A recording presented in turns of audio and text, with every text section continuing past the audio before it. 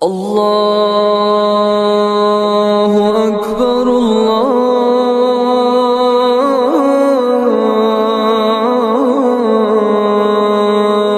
اکبر۔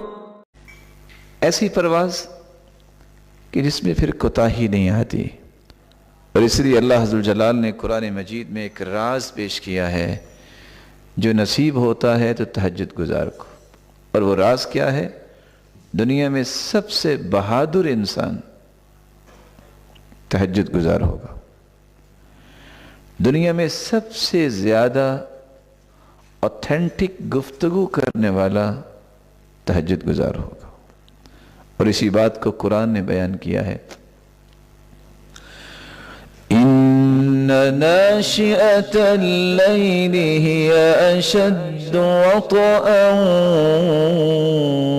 وَأَقْوَمُ قِيلًا إِنَّ لَكَ فِي النَّهَارِ سَبْحًا طَوِيلًا۔ إِنَّ نَاشِئَةَ اللَّيْلِ، رات کی تاریکی میں کھڑا ہونا، اشد وطئا وبطاءا، دونوں ہی قراتیں متواتر ہیں، اس سے مضبوط دل کسی کا نہیں ہے۔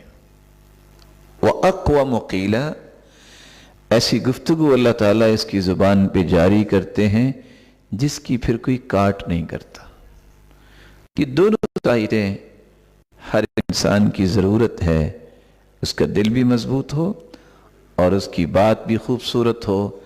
یہ دونوں نعمتیں حاصل کرنے کے لیے انسان کو تہجد کی نعمت مانگنی بھی چاہیے اور اس کی کوشش بھی کرنی چاہیے۔